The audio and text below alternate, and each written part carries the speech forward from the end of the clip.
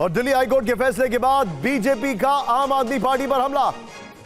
आम आदमी पार्टी की क्रांति केजरी करप्शन क्रांति में बदल गई है। बीजेपी ने कहा आपका चेहरा और चरित्र उजागर हो गया। बीजेपी ने कहा आपकी हकीकत साफ साफ सबके सामने आ गई है। बीजेपी ने कहा हाईकोर्ट ने सीएम को विशेषाधिकार नहीं। बीजेपी ने कहा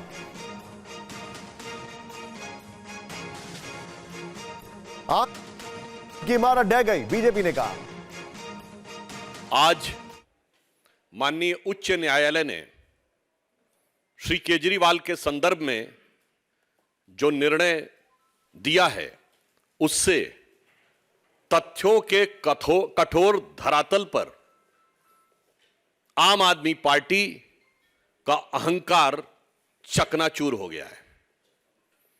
स्वघोषित कट्टर ईमानदार का किरदार धारदार तथ्यों के साथ पूरी तरह तार तार हो गया है। यह सामान्य बात नहीं है।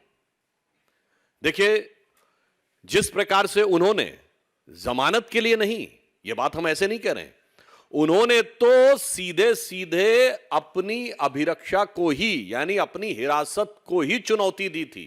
अहंकार यह था कि मुझे छूट नहीं चाहिए, मुझे दूसरे को गलत साबित करना, इसलिए मैंने कहा कि वह अहंकार चूर चूर हो गया है।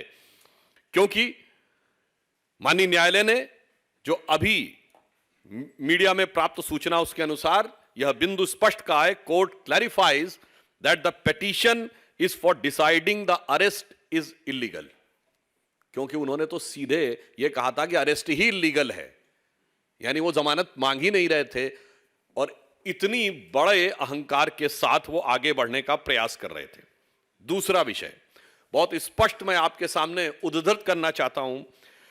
Material collected by the ED reveals that the Kejriwal conspired was involved in formulation of excise policy. बार बार हम लोग कहते थे साक्ष्य जांच एजेंसियों ने दिए हैं और वो न्यायालय के समकक्ष हैं, ना हमारे पास हैं ना किसी अन्य के पास हैं, इसलिए उस पर बयानबाजी निरर्थक है।